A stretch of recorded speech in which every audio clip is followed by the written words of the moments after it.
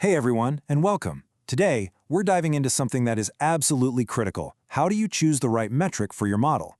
We're going to move past just simple accuracy and really see how picking the right yardstick can be the difference between a huge success and a really costly mistake.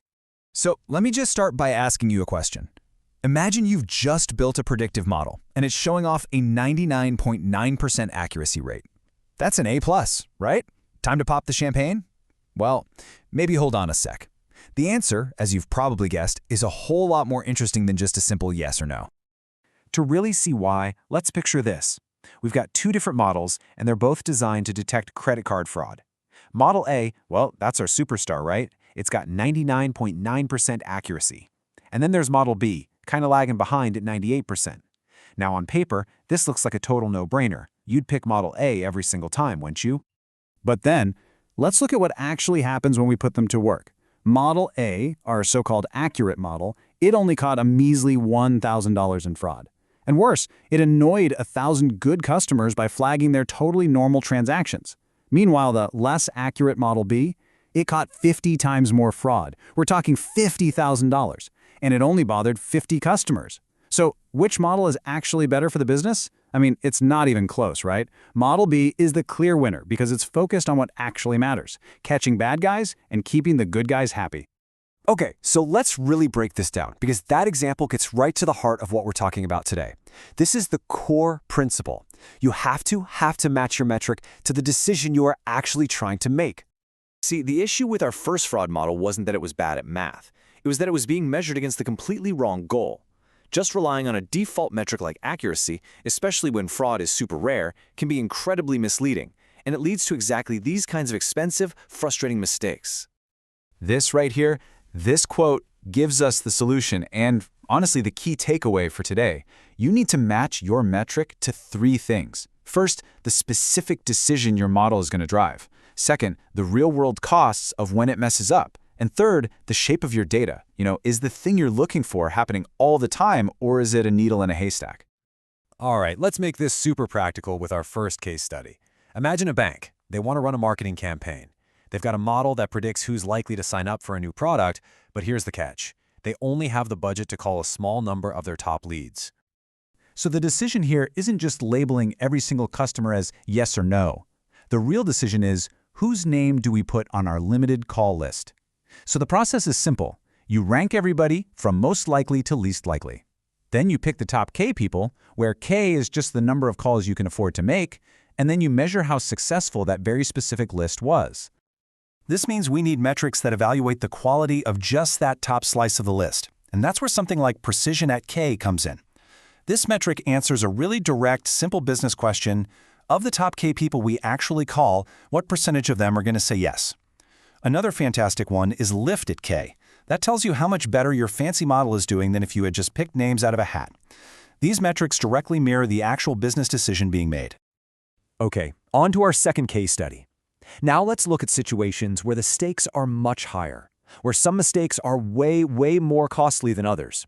Think about things like a critical medical diagnosis, or like we saw earlier, high-stakes fraud detection. Let's compare the two ways you can be wrong. A false positive, that's a false alarm. It's flagging a good transaction as fraud or telling a healthy person they might need more tests. Now that has a cost, a wasted investigation, maybe some anxiety.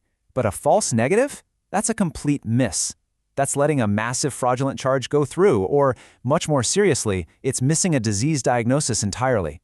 The costs are not even in the same league. One is an inconvenience, the other can be an absolute catastrophe.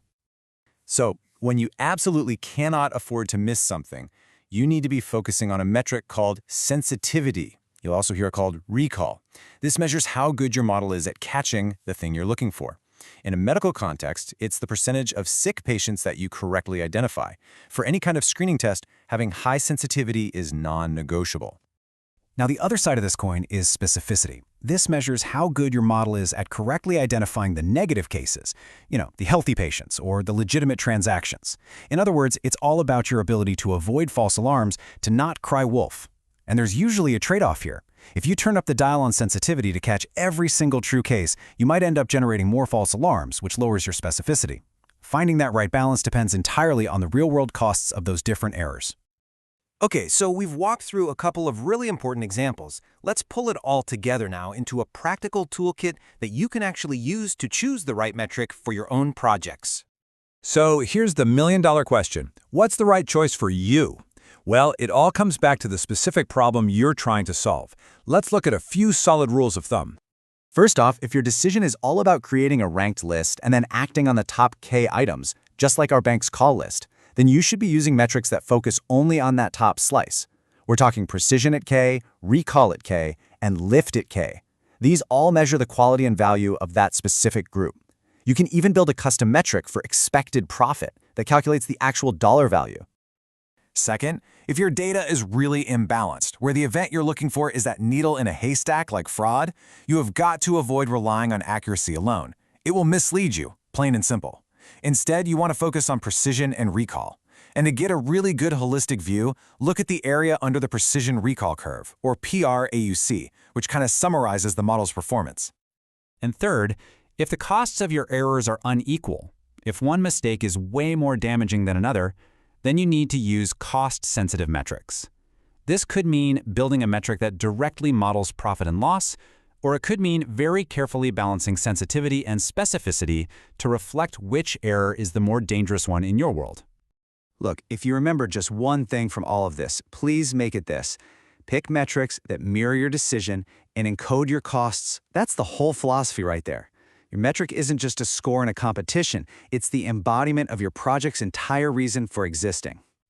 So I'll leave you with this one question to take back to your own work. What decision is your model really helping you make? As soon as you can answer that, I promise, choosing the right metric becomes crystal clear. Thanks for joining me.